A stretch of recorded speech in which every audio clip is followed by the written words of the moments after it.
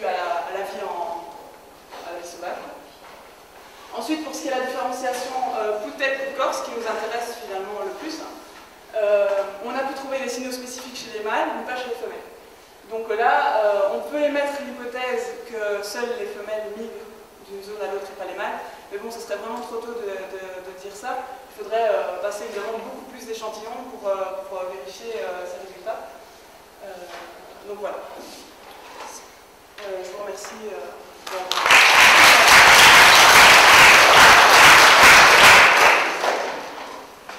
question. Sur les poux, Isabelle. Alors moi j'ai une question très naïve sur ta présentation. Ça aurait été intéressant que tu nous montres tout simplement comment tu différencies des poux femelles ou des poux mâles. Ah, c'est une projection privée. Alors, ça ce sont des mâles. Malheureusement, j'ai pris 2 mâles. C'est deux mâles. Oui, ça c'est 2 mâles. En fait, ils ont un abdomen très arrondi et remonté vers le haut pour pouvoir accrocher la femelle. Et la femelle, elle, par contre, a un abdomen avec deux pics comme ça, en W. Donc ça, on reconnaît vraiment à l'œil nu, c'est très facile, on reconnaît ça. On n'a vraiment pas besoin du Maltitov pour... Oui, voilà.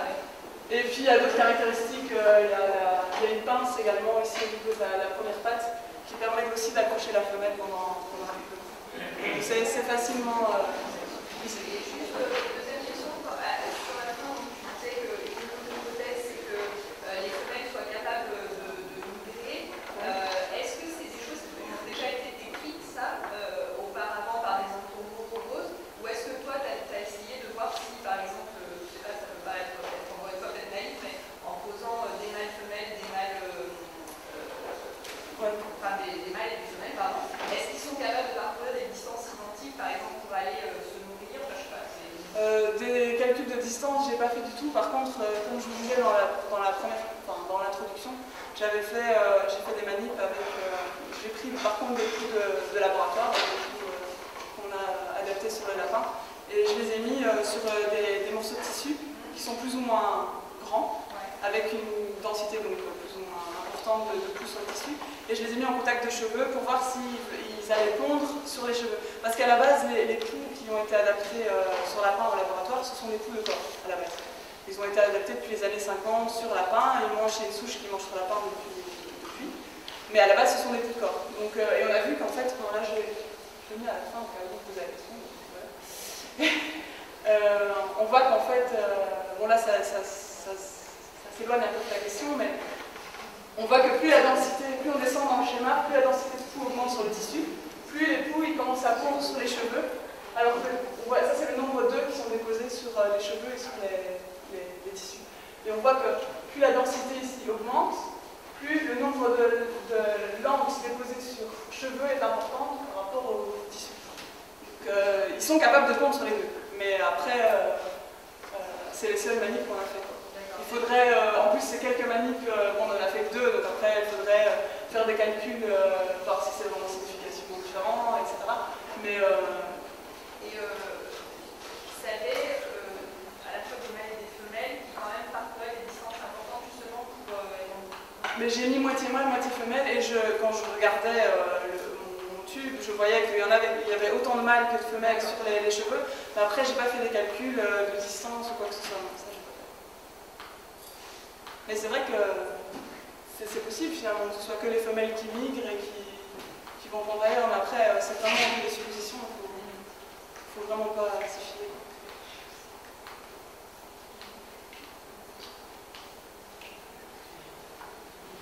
Une question sur la partie de la vie. Oui. Je n'ai pas bien compris le prix et le puits dans la partie. Le quoi? Le prix et le puits. Lorsqu'on parle de l'équilibre alimentaire, Oui. on parle de prix puisque vous savez. Oui. Donc c'est quoi le prix, c'est quoi le puits? La vie à la loi de la théosphère, est-ce que vous ne voulez pas? Donc toi tu te souviens de la formule, mais tu voudrais savoir les différents... Moi-même la formule je m'en souviens pas. Le truc c'est qu'on a fait les calculs, on a vu qu'il y avait un problème de déséquilibre de liaison, mais je ne pourrais pas t'expliquer. On peut dire à partir du principe qu'il s'agit d'une population stable avec des intégration dans le foyer.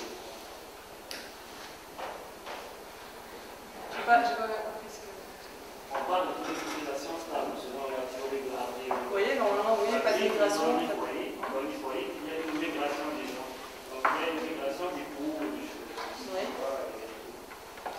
Oui, donc en effet, oui, c'est bien sûr. En fait, on suppose qu'on a un problème de génotypage. Après, peut-être que c'est pas ça, peut-être que notre génotypage est très bien fait, et qu'en fait, l'équilibre d'Hardy-Weinberg on n'a pas d'équilibre d'Hardy-Weinberg. Pourquoi? Parce qu'il y a des migrations et qui fait qu'on sait qu'il y a beaucoup d'éléments qui peuvent justement perturber l'équilibre d'Hardy-Weinberg, dont justement les migrations d'autres populations extérieures qui viennent perturber. Oui, tout à fait. Ça peut être. Mais voilà, la première hypothèse qu'on s'est donnée, c'est que peut-être qu'il y a un problème de typage et on voulait vraiment avoir des résultats sûrs à 100%, et c'est pour ça qu'on a décidé de faire du 4-5. Ce que je n'ai pas compris sur cette partie-là, c'est qu'il y a un spacer qui a été déterminé comme variable auparavant. Oui. Toi, tu le trouves pas variable, c'est ça? Oui. J'ai bien compris. Oui, en fait, c'est parce que l'étude précédente qui a été faite a été faite sur des poux qui venaient du monde entier. Et on a vu que c'était très variable quand on prend les poux du monde entier, voilà, géographiquement. Mais les poux français sont tous de génotype 13 pour ce spécimen-là. Ce qui avait déjà été approuvé. Ce qui avait déjà été Pareil, approuvé. je ne sais pas qui l'a dit, finalement, On a obtenu le même génotype que. je pouvais anticiper qu'en réalité, peut-être sur ce spécimen-là, on ne serait pas très utile. Ouais, tout à La fait. discrimination, ça c'est un truc. Deuxièmement, toujours sur cette partie, donc les questions purement techniques. Bêtement, si tu prends un œuf, en fait, je prends un œuf et puis je le laisse transformer en larve, c'est ça? Donc tu as une augmentation, une amplification biologique de ton nombre de copies, de spacers, ainsi de suite. Mais si tu fais les PCR directement sur un œuf, tu n'as pas assez de matériel pour avoir tes PCR. Je ne l'ai pas fait. Je l'ai pas fait. Mais parce qu'en réalité, ce que tu dis un peu, c'est qu'il y a peut-être fait énormément de travail, mais une des conclusions, c'est qu'il n'y a peut-être encore pas assez de données, finalement. Parce que sur la première question, il est resté. Il n'y a pas encore assez de données pour voir quoi que ce soit, c'est ça, finalement. Ben, disons que si on avait des données qui étaient sûres à 100% pour chaque locus, que ce soit vraiment homozygote ou hétérozygote, ce serait peut-être assez. Pour l'instant, la conclusion, c'est qu'il n'y a pas assez de données, soit qu'il n'y a pas eu assez de clonage, donc c'est pour le clonage, soit qu'il n'y a pas eu assez de larves liées, je ne sais pas. C'est pour ça que je mets ce truc, mais si on prend l'œuf directement, et que ça marche, j'ai l'impression que c'est quand même beaucoup plus facile d'étudier d'emblée 500 œufs en PCR que d'attendre que ça fasse des larves avec une amplification de je ne sais pas combien d'ailleurs, sans doute importante. Hein. Je ne sais pas combien de copies tu passes à combien de copies d'un œuf à combien de cellules dans la larve. Donc une amplification biologique de je ne sais pas quoi, 10 puissance 4 est déjà très avancée. Et sur la deuxième partie, c'est compliqué la deuxième partie, parce qu'en fait tu as un objet biologique qui est extrêmement complexe, parce que tu as des signaux qui viennent du bout, ça je veux bien, mais peut-être que tu as des signaux, peut-être que tu as des signaux qui viennent, je dis toi-même, il y a des bactéries, il y a au moins des bactéries qui circulent dans ces poux, il y a peut-être des virus, il y a peut-être d'autres choses, ça, il y a au moins quelques bactéries. Donc peut-être que tu as des signaux qui viennent des bactéries, et puis ces trucs-là, ça mange une fois, soit sur le lapin, soit sur l'homme, et donc c'est possible que tu aies quelques signaux qui viennent quand même de l'homme aussi. Eric, Jean-Louis, ils ont fait des spectres magnétopes sur les cellules blanches de l'homme. Moi, je sais bien que l'hémoglobine de l'homme, ça pourrit complètement les spectres, ainsi de suite. Donc, en réalité, c'est un peu compliqué, parce que, mais c'est intéressant, mais c'est compliqué au départ, parce que c'est une soupe, en fait, ce que tu as, c'est une soupe dans des proportions. Évidemment, on peut penser qu'il y a une majorité de protéines qui viennent du pouls, et une minorité, ensuite, qui viennent des bactéries, et une minorité qui vient du sang de l'homme, du lapin. Quand même, c'est un peu une soupe, et du coup, c'est un peu compliqué. Bon. Le truc là, c'est donc tu as dit qu'il y a 12 sur 32 protéines qui sont trouvées chez les mâles et les femelles, c'est ça?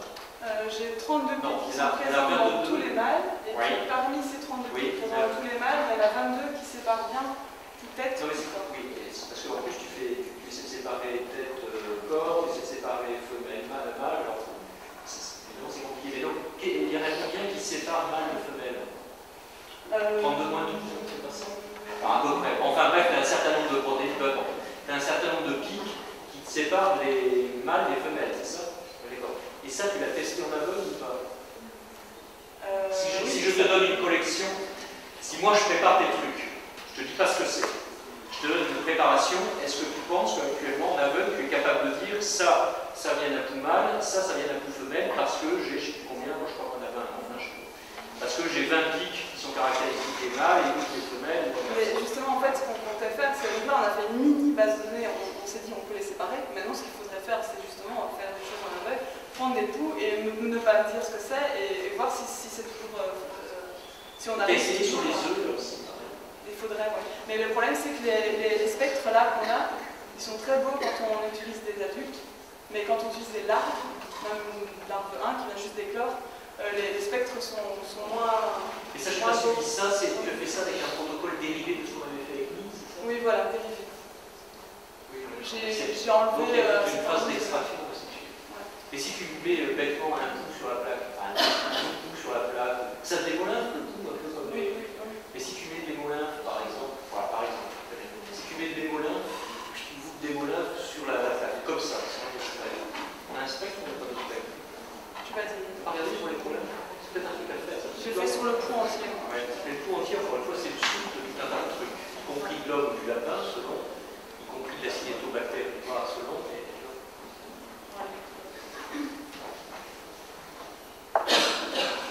C'est peut-être une réflexion à avoir que de regarder après la quantité de matériel, mais ça peut se travailler ça. Oui, alors il faudrait même plus faire d'extraction de protéines, on mettrait les volants directement. Je cherche un truc pour que tu puisses faire du haut débit, parce que la quête de fond, c'est que tu n'as pas assez de data pour l'instant. Non, il n'y a pas assez de données, ni sur le versant moléculaire, ni sur le versant protéique, c'est vraiment intéressant. Moi, c'est qu'il n'y a pas assez de données pour l'instant à dire que ce soit. Vous pouvez quand même des astuces pour avoir beaucoup de données, mais ça reste faisable. Pour ça, je pensais soit si tu prends un truc, tu l'écrases, tu fous directement sur la plaque, tu l'écrases, tu fous directement sur la plaque pour regarder ce que ça donne, et où les moules, enfin, l'équivalent des moulins, je ne sais pas comment vous avez fait ça. Les moulins.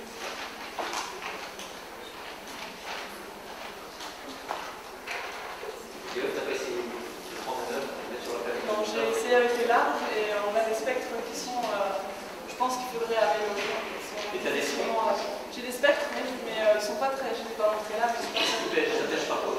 Mais ça, au lieu de partir, au lieu de faire droit comme ça avec des pics, ça part en haut, ça.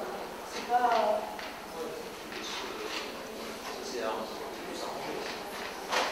Oui, on a bien pour matière à améliorer. Je réfléchissais à un truc plus simple que partir du coup entier, faire le truc de nuit, qui marche, qui est vachement long, mais c'est vraiment juste. Je réfléchirais peut-être soit directement à l'œuf, un peu décontaminé, Bernard,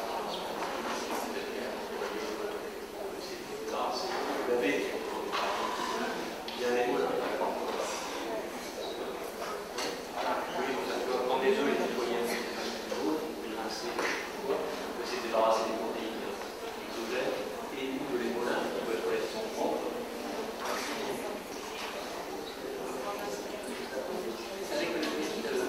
Aujourd'hui, il n'y a pas de marque différente.